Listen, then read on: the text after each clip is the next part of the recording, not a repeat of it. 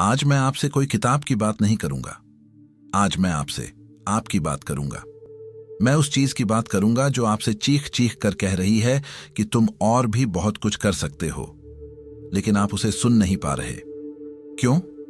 क्योंकि दुनिया के शोर ने, समाज के नियमों ने और आपके अपने डर ने उस आवाज को दबा दिया है। आज मैं आपको एक कहानी सुनाने जा रहा हूं, एक सच्ची कहानी। ये कहानी है ये साबित करने की कि आपकी उम्र, आपकी पढ़ाई, आपका बैंक बैलेंस आपकी सीमा नहीं है। आपकी सीमा सिर्फ आपकी सोच है। नमस्कार दोस्तों, मैं हूं सौरभ और स्वागत है आपका बुक ट्यूबर हिंदी पर। कल्पना कीजिए, साल 1983, सिडनी, ऑस्ट्रेलिया। दुनिया की सबसे कठिन, सबसे क्रूर रेस शुरू होने वाली है। ये कोई आम मैराथन नहीं थी। ये थी सिडनी से मेलबर्न तक की अल्ट्रा मैराथन, 875 किलोमीटर। जी हां, 875 किलोमीटर। दिल्ली से पटना जितनी दूरी या मुंबई से बेंगलोर जितनी, और ये दूरी आपको भागकर पूरी करनी थी। इस रेस में हिस्सा लेने के लिए दुनिया के कोने कोने से एथलीट आए थे। 20 साल के, 25 साल के जवान लड़के। इनके शरीर लोहे के बने थे। इन्हें बड़ी बड़ी जूतों की कंपनियों ने स्पॉन्सर किया था। Nike, Adidas. इनकी ट्रेनिंग, इनका खाना, इनकी नींद, सब कुछ वैज्ञानिकों की देखरेख में तय होता था। ये सुपर ह्यूमन थे। और फिर रेस शुरू होने से ठीक पहले भीड़ में एक हलचल होती है। एक 61 साल का आदमी धीरे धीरे स्टार्ट लाइन की तरफ बढ़ रहा है। उसका नाम है क्लिफ यंग। वो कोई एथलीट नहीं लगता, वो एक किसान है। उसने एथलीट वाले कपड़े नहीं पहने हैं, उसने काम करने वाले कपड़े पहने हैं। और पैरों में रेसिंग वाले जूते नहीं हैं। उसके पैरों में रबर के सस्ते बूट हैं, वही बूट जो वो अपने खेत में भेड़ों को चराते वक्त पहनता था। जब पत्रकारों ने उसे देखा तो वो मजाक उड़ाने लगे। एक ने माइक बढ़ाकर पूछा, अरे बाबा, आप यहां क्या कर रहे हैं? क्या आप रास्ता भटक गए हैं? क्लिफ यंग ने बड़ी मासूमियत से जवाब दिया, नहीं, मैं यहां दौड़ने आया हूं। सब हंसने लगे। आप 61 साल की उम्र में 875 किलोमीटर? आप मजाक कर रहे हैं। क्लिफ ने कहा, नहीं, मैं एक किसान हूं। हमारे पास 2000 एकड़ जमीन है और 2000 भेड़ें हैं। जब तूफान आता है तो मुझे अपनी भेड़ों को इकट्ठा करने के लिए निकलना पड़ता है। मैं कभी कभी 2 दिन, 3 दिन तक लगातार दौड़ता रहता हूं। मैं उन्हें दौड़कर पकड़ता हूं। मुझे लगता है मैं ये कर सकता हूं। प्रेस वाले हंसते रहे। बाकी एथलीट उसे देखकर मुंह बिचका रहे थे। उन्हें लगा ये कोई पागल है जो पब्लिसिटी के लिए आया है। रेस शुरू करने वाली बंदूक चली और सारे एथलीट, वो 25 साल के जवान लड़के, हवा की तरह आगे निकल गए। क्लिफ यंग, वो पीछे रह गया। वो दौड़ नहीं रहा था, वो एक अजीब से स्टाइल में जॉगिंग कर रहा था। उसके पैर घिसट रहे थे। वो ऐसा लग रहा था मानो अभी गिर पड़ेगा। पहले कुछ घंटों में ही वो बाकी दौड़ने वालों से मीलों पीछे हो गया। सबने मान लिया, ये बूढ़ा 1-2 घंटे में थक कर बैठ जाएगा। ये बस एक मजाक था। अब यहां से असली कहानी शुरू होती है। असली खेल शुरू होता है। उन सभी बड़े एथलीटों का, उन एक्सपर्ट्स का एक प्लान था। प्लान ये था कि वो 18 घंटे दौड़ेंगे और 6 घंटे सोएंगे। ये वैज्ञानिक तरीका था। शरीर को रिकवर करने के लिए 6 घंटे की नींद जरूरी थी। ये नियम था। तो पहले दिन 18 घंटे की दौड़ के बाद सारे एथलीट अपने अपने टेंट में अपनी अपनी मसाज करवाकर खास ड्रिंक्स पीकर सो गए। लेकिन जब वो अगली सुबह उठे तो उन्हें एक खबर मिली। एक ऐसी खबर जिसने उनके पैरों तले जमीन खिसका दी। उन्हें बताया गया कि जब वो सो रहे थे, वो 61 साल का किसान क्लिफ यंग, वो दौड़ता रहा। वो रुका ही नहीं, वो पूरी रात दौड़ता रहा। एथलीट्स हंसे, पागल है, शरीर जवाब दे देगा। वो आज रात तक रेस से बाहर हो जाएगा। दूसरा दिन आया, शाम हुई। 18 घंटे की दौड़ के बाद वो सारे सुपर ह्यूमन फिर से 6 घंटे सोने के लिए रुक गए, क्योंकि नियम यही कहता था, विज्ञान यही कहता था। लेकिन क्लिफ यंग, वो नहीं रुका। वो दूसरी रात भी दौड़ता रहा। उसे रास्ते में लोग खाने को कुछ दे देते, वो चलते चलते खा लेता, वो पानी पीता और बस चलता रहता अपने उस अजीब से स्टाइल में। तीसरे दिन तक उन एथलीटों की नींद हराम हो गई थी। उनकी हंसी गायब हो गई थी, क्योंकि वो 61 साल का किसान जिसे वो मजाक समझ रहे थे, वो अब उनसे मीलों आगे निकल चुका था। वो घबरा गए। उन्होंने अपनी नींद कम करने की कोशिश की। उन्होंने 18 घंटे की जगह 20 घंटे दौड़ना शुरू किया, लेकिन वो क्लिफ को पकड़ नहीं पाए। क्यों? क्योंकि क्लिफ तो रुक ही नहीं रहा था। वो सिस्टम से बाहर खेल रहा था। 5 दिन, 15 घंटे और 4 मिनट के बाद क्लिफ यंग ने फिनिश लाइन को पार किया। वो 875 किलोमीटर की रेस जीत चुका था। उसने सिर्फ रेस नहीं जीती थी, उसने उस रेस का वर्ल्ड रिकॉर्ड तोड़ दिया था।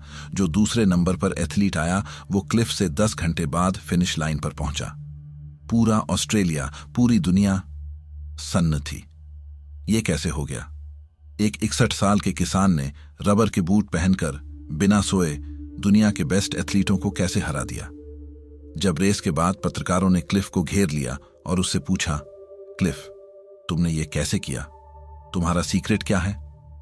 तो क्लिफ यंग ने जो जवाब दिया, वो जवाब ही इस वीडियो का सार है। क्लिफ ने बड़ी मासूमियत से कहा, मुझे नहीं पता था कि मुझे सोना भी है। उसे पता नहीं था कि उसे सोना भी है। वो जीता इसलिए नहीं कि वो सबसे तेज था। वो जीता इसलिए नहीं कि उसके जूते सबसे महंगे थे। वो जीता क्योंकि वो अज्ञानी था। वो जीता क्योंकि उसे नियम नहीं पता थे। उसे किसी ने बताया ही नहीं था कि 875 किलोमीटर भागने के लिए 6 घंटे सोना जरूरी होता है।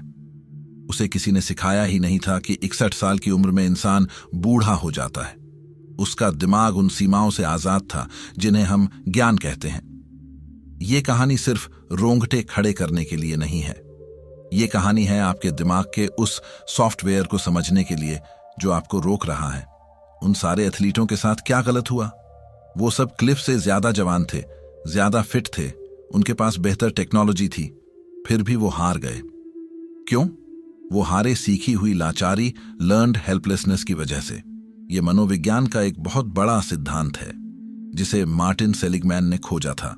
ये कहता है कि जब एक इंसान को बार बार ये यकीन दिला दिया जाता है कि वो एक स्थिति को बदल नहीं सकता, तो वो कोशिश करना ही बंद कर देता है, भले ही बाद में उसके सामने आजादी का दरवाजा खुला हो।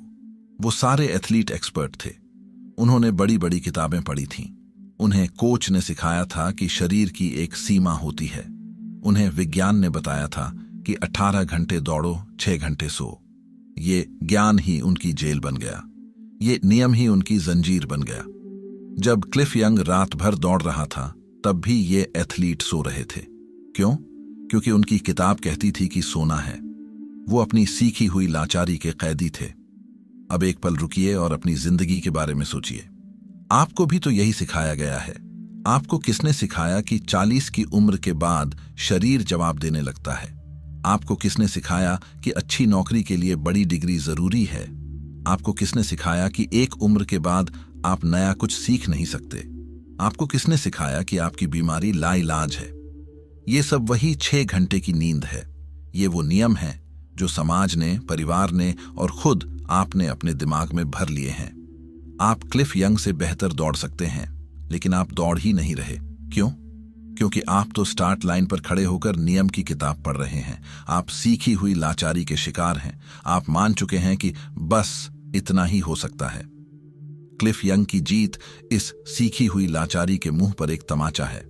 क्लिफ ने यह साबित किया कि जब आप नियमों को मानने से इनकार कर देते हैं, जब आप अपनी सोच की सीमाओं को तोड़ देते हैं, तब आप असंभव को संभव बना देते हैं। वो एथलीट अपने शरीर की वजह से नहीं हारे, वो अपने ज्ञान की वजह से हारे। उनका ज्ञान उनकी सीमा बन गया था। तो सवाल उठता है कि क्लिफ के पास ऐसा क्या था जो उन एथलीटों के पास नहीं था? उसके पास थी अज्ञानता की ताकत। उसके पास था बिगिनर्स माइंड, या जिसे ज़ेन फिलॉसफी में शोशिन कहते हैं। शोशिन का मतलब है हर चीज को एक बच्चे की नजर से देखना। एक ऐसी नजर जिसके पास कोई पहले से बनी हुई धारणा नहीं है, कोई नियम नहीं है, कोई सीमा नहीं है। एक बच्चा जब पहली बार आग को देखता है तो वो ये नहीं सोचता कि ये मुझे जला देगी, वो बस उसकी तरफ बढ़ता है। क्लिफ यंग का दिमाग शोशिन था। वो एक बिगिनर था। उसे नहीं पता था कि अल्ट्रा मैराथन कैसे दौड़ी जाती है। उसे नहीं पता था कि एक्सपर्ट क्या कहते हैं। उसके दिमाग में सिर्फ एक बात थी, मुझे सिडनी से मेलबर्न जाना है और मैं तब तक चलता रहूंगा जब तक पहुंच नहीं जाता। बस इतना ही सिंपल। हम सब एक्सपर्ट बनकर अपनी जिंदगी जी रहे हैं। हम जानते हैं कि क्या हो सकता है और क्या नहीं हो सकता। हम जानते हैं कि हमारे बच्चे का भविष्य क्या होना चाहिए। हम जानते हैं कि जिंदगी जीने का सही तरीका क्या है। और यही ज्ञान, यही एक्सपर्टीज हमारा सबसे बड़ा दुश्मन है। ये हमें शोषण की मासूमियत से दूर ले जाता है। ये हमें क्लिफ यंग बनने से रोकता है। मशहूर दार्शनिक जे कृष्णमूर्ति ने कहा था, बहुत दूर जाने के लिए आपको ये जाने बिना शुरू करना होगा कि आप कहां खत्म होंगे। क्लिफ यंग को नहीं पता था कि वो कहां खत्म होगा। उसे ये भी नहीं पता था कि वो जीतेगा। वो बस करने में यकीन रखता था, सोचने में नहीं। और यही फर्क है। हम अपनी 90% ऊर्जा सोचने में, प्लान करने में, डरने में लगा देते हैं और करने के लिए सिर्फ 10% बचती है। क्लिफ ने अपनी 100% ऊर्जा सिर्फ करने में लगा दी। उसने सोचना बंद कर दिया। क्या आप आज अपनी जिंदगी को शोषण से देख सकते हैं? क्या आप भूल सकते हैं कि क्या हो सकता है और क्या नहीं हो सकता? क्या आप अपनी उस बीमारी को एक बिगिनर्स माइंड से देख सकते हैं, ये जाने बिना कि ये लाइलाज है? क्या आप अपने उस टूटते रिश्ते को बिगिनर्स माइंड से देख सकते हैं, ये जाने बिना कि अब कुछ नहीं हो सकता? जिस पल आप जानना बंद कर देंगे, उसी पल आप जीना शुरू कर देंगे। जिस पल आप नियम भूल जाएंगे, उसी पल आप क्लिफ यंग बन जाएंगे। आप कहेंगे ये सब बातें फिलॉसफी की हैं, मोटिवेशन की हैं। असल जिंदगी में ऐसा नहीं होता। अगर आप ऐसा सोच रहे हैं तो आप गलत हैं। ये कोरी फिलॉसफी नहीं है, ये शुद्ध विज्ञान है। इसे कहते हैं न्यूरोप्लास्टिसिटी। न्यूरोप्लास्टिसिटी विज्ञान की वो खोज है जो कहती है कि आपका दिमाग एक पत्थर की लकीर नहीं है जिसे बदला नहीं जा सकता। आपका दिमाग एक गीली मिट्टी की तरह है। आप इसे जैसा चाहें वैसा आकार दे सकते हैं। आप जो सोचते हैं, जो महसूस करते हैं, जो करते हैं, उससे आपके दिमाग में नए न्यूरल पाथवे, तंत्रिका पथ बनते हैं। डॉक्टर जो डिस्पेंजा, जिनके काम को आप लोग इतना पसंद करते हैं, वो इसी न्यूरोप्लास्टिसिटी के मास्टर हैं। वो कहते हैं आपकी सोच आपकी जिंदगी बनाती है। अब इसे क्लिफ यंग से जोड़ते हैं। उन सारे एथलीटों के दिमाग में एक पाथवे बना हुआ था। 18 घंटे दौड़ो, 6 घंटे सो। ये पाथवे इतना मजबूत था कि वो उसे तोड़ ही नहीं सकते थे। लेकिन क्लिफ यंग, उसका नॉर्मल क्या था? उसका नॉर्मल था 2000 भेड़ों के पीछे 3 दिन तक बिना सोए भागना। ये काम वो 40 सालों से कर रहा था। उसके दिमाग ने इस असंभव काम को संभव बनाने के लिए खुद को रीवायर कर लिया था। उसके दिमाग के लिए 3 दिन बिना सोए रहना नॉर्मल था। तो जब वो 875 किलोमीटर की रेस में आया तो उसका दिमाग उन एथलीटों के दिमाग से बिल्कुल अलग ऑपरेट कर रहा था। जहां उन एथलीटों का दिमाग 18 घंटे बाद शटडाउन सिग्नल दे रहा था, क्योंकि उन्हें यही सिखाया गया था, वहीं क्लिफ का दिमाग कह रहा था, अरे ये तो मेरे रोज के काम से भी आसान है। यहां तो सड़क बनी हुई है, खेत में भी नहीं भागना। आपकी सच्चाई वो नहीं है जो दुनिया कहती है। आपकी सच्चाई वो है जो आपका दिमाग मानने के लिए तैयार हो जाता है। डॉक्टर जो डिस्पेंजा एक बड़ी कमाल की बात कहते हैं। वो कहते हैं अगर आपकी सोच, आपके विचार आपको बीमार कर सकते हैं तो आपके विचार आपको ठीक भी कर सकते हैं। आपकी जो बीमारी है, आपका जो डिप्रेशन है, आपकी जो गरीबी है, वो आपकी पहचान नहीं है। वो सिर्फ एक न्यूरल पाथवे है जो सालों से इस्तेमाल होते होते मजबूत हो गया है। आप सीख गए हैं बीमार रहना, आप सीख गए हैं गरीब रहना, लेकिन न्यूरोप्लास्टिसिटी कहती है कि आप इस पाथवे को बदल सकते हैं। आप एक नया पाथवे बना सकते हैं। आप स्वस्थ रहना सीख सकते हैं। आप अमीर होना सीख सकते हैं। क्लिफ यंग ने 61 साल की उम्र में दुनिया को ये नहीं दिखाया कि कैसे दौड़ा जाता है। उसने दुनिया को ये दिखाया कि कैसे सोचा जाता है। उसने अपने दिमाग को ये यकीन दिला दिया था कि वो रुकने के लिए नहीं बना है, और उसका शरीर, उसकी 61 साल की उम्र, उसकी रबर के बूट, किसी की हिम्मत नहीं हुई कि उसके दिमाग के फैसले के खिलाफ जा सके। आपका दिमाग आपका मालिक नहीं है, आप अपने दिमाग के मालिक हैं। आज ही फैसला कीजिए। आप अपने दिमाग को क्या सिखाना चाहते हैं? 6 घंटे सोकर हारना या लगातार दौड़कर जीतना? क्लिफ यंग की कहानी का एक और गहरा मनोवैज्ञानिक पहलू है, वो है फ्लो स्टेट। फ्लो को महान मनोवैज्ञानिक मिहाई चिक्सेंटमिहाई ने दुनिया के सामने रखा। फ्लो वो मानसिक अवस्था है जब आप किसी काम में इतने डूब जाते हैं कि आपको समय का, आपको अपनी भूख प्यास का, यहां तक कि आपको खुद का भी एहसास नहीं रहता। आप और आपका काम एक हो जाते हैं। जब एक पेंटर पेंटिंग करते हुए खो जाता है, वो फ्लो में है। जब एक संगीतकार अपने संगीत में डूब जाता है, वो फ्लो में है। जब सचिन तेंदुलकर बैटिंग करते थे तो वो फ्लो में होते थे। क्लिफ यंग उन 5 दिनों के लिए फ्लो की चरम अवस्था में था। वो दौड़ नहीं रहा था, वो दौड़ बन गया था। वो सारे एथलीट क्या कर रहे थे, वो सोच रहे थे। वो अपनी घड़ी देख रहे थे, वो अपनी हार्ट रेट देख रहे थे। वो हिसाब लगा रहे थे, मैं कितना पीछे हूं, वो कितना आगे है, मुझे कितना पानी पीना है। वो सोच की जेल में कैद थे और क्लिफ वो बस कर रहा था। वो न जीत के बारे में सोच रहा था, न हार के बारे में। वो न दर्द के बारे में सोच रहा था, न आराम के बारे में। वो बस बह रहा था, वो प्रवाह में था। महान दार्शनिक लाओ त्सु ने कहा है, जो जीवन के प्रवाह के साथ बहते हैं वे जानते हैं कि उन्हें किसी और बल की आवश्यकता नहीं है। क्लिफ यंग किसी बल का इस्तेमाल नहीं कर रहा था, वो प्रवाह का हिस्सा बन गया था। आप अपनी जिंदगी जी नहीं रहे हैं, आप अपनी जिंदगी सोच रहे हैं। हर पल हिसाब किताब। ये करूंगा तो क्या मिलेगा, ये नहीं करूंगा तो क्या खो दूंगा, लोग क्या कहेंगे, मैं थक गया हूं। जिस पल आप ये हिसाब किताब बंद कर देंगे, उसी पल फ्लो शुरू हो जाएगा। फ्लो की अवस्था में शरीर की सीमाएं टूट जाती हैं। फ्लो की अवस्था में 61 साल का शरीर 21 साल के शरीर को हरा देता है। आप अपने काम में फ्लो कैसे ला सकते हैं? उस काम को काम की तरह मत कीजिए, उसे एक खेल की तरह कीजिए। उसे जीतने या हारने के लिए मत कीजिए, उसे सिर्फ करने के लिए कीजिए। बच्चे जब खेलते हैं तो वो फ्लो में होते हैं। उन्हें न भूख लगती है न प्यास, वो बस खेल बन जाते हैं। क्या आप अपनी जिंदगी को एक खेल बना सकते हैं? क्या आप हिसाब किताब का कैलकुलेटर फेंक सकते हैं? अगर हां, तो आप भी उस फ्लो को महसूस कर पाएंगे जिसमें क्लिफ यंग 5 दिन तक बहता रहा। वो फ्लो जो आपको आपकी सीमाओं के पार ले जाता है। कहानी अभी खत्म नहीं हुई है। जब क्लिफ यंग फिनिश लाइन पर पहुंचा तो उसे बताया गया कि इस रेस को जीतने का इनाम $10,000 है। 1983 में $10,000 बहुत बड़ी रकम होती थी। क्लिफ यंग हैरान हो गया। उसने कहा, इनाम? मुझे तो पता ही नहीं था कि इसके पैसे भी मिलेंगे। मैं तो बस दौड़ने आया था। और फिर उसने वो किया जिसने उसे विजेता से लेजेंड बना दिया। उसने वो $10,000 का इनाम लेने से इनकार कर दिया। उसने कहा, मैंने पैसे के लिए नहीं दौड़ा। और उसने वो सारा इनाम बाकी के 5 दौड़ने वालों में बराबर बांट दिया। ये है क्लिफ यंग, एक ऐसा इंसान जो सिस्टम से इतना बाहर था कि उसे न सिस्टम के नियम पता थे और न ही सिस्टम के इनाम का लालच था। ये कहानी सिर्फ माइंड पावर की नहीं है, ये कहानी मकसद, पर्पस की है। विक्टर फ्रैंकल एक और महान मनोवैज्ञानिक जिन्होंने मैन सर्च फॉर मीनिंग जैसी अद्भुत किताब लिखी, वो कहते हैं, जिस इंसान के पास जीने का क्यों है वो लगभग हर कैसे को सह सकता है। उन सारे एथलीटों का क्यों क्या था?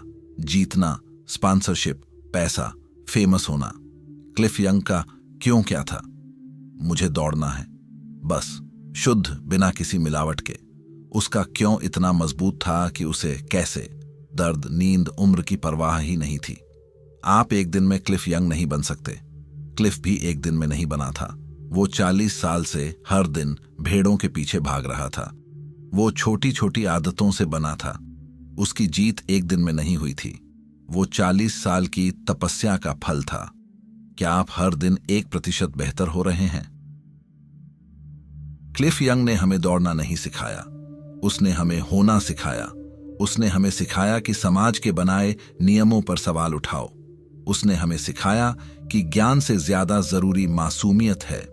उसने हमें सिखाया कि आपका दिमाग आपकी उम्र से ज्यादा ताकतवर है। उसने हमें सिखाया कि प्रवाह, फ्लो में बहना संघर्ष करने से बेहतर है। और उसने हमें सिखाया कि मकसद इनाम से बड़ा होता है। आज हम सब एक रेस दौड़ रहे हैं, पैसे की रेस, सफलता की रेस, बेहतर दिखने की रेस। और हम सब ने एक्सपर्ट्स की बातें मान ली हैं। हम सब 18 घंटे दौड़ते हैं और 6 घंटे सोने का नाटक करते हैं। हम सब सीखी हुई लाचारी के शिकार हैं, लेकिन आपके अंदर, मेरे अंदर, हम सबके अंदर एक क्लिफ यंग सो रहा है। वो बस बाहर आने का इंतजार कर रहा है। वो बस इस बात का इंतजार कर रहा है कि आप उसे नियमों की किताब देना बंद कर दें। वो आपसे कह रहा है, भूल जाओ कि तुम्हारी उम्र क्या है। वो आपसे कह रहा है, भूल जाओ कि तुम्हारे पास डिग्री है या नहीं। वो आपसे कह रहा है, बस दौड़ना शुरू करो। क्लिफ यंग ने दुनिया को नहीं हराया, उसने सीमाओं के विचार को हराया। वो तेज नहीं था, वो आजाद था। असली दौड़ सिडनी से मेलबर्न की नहीं है। असली दौड़ आपके दो कानों के बीच, आपके दिमाग के अंदर है। ये दौड़ है डर और विश्वास के बीच। ये दौड़ है नियमों और आजादी के बीच। ये दौड़ है सीखी हुई लाचारी और क्लिफ यंग के बीच। आज, अभी, इसी पल अपनी दौड़ शुरू कीजिए। अपने रबर के बूट पहनिए और उन सब एक्सपर्ट्स को गलत साबित कर दीजिए जो कहते हैं कि ये नहीं हो सकता। दौड़िए, तब तक दौड़िए जब तक आपकी सीखी हुई लाचारी थक कर बैठ न जाए। दौड़िए, तब तक दौड़िए जब तक आपकी बीमारी आपका साथ न छोड़ दे। दौड़िए, तब तक दौड़िए जब तक आपका डर विश्वास में न बदल जाए। और हाँ, इस बार सोना मत। धन्यवाद।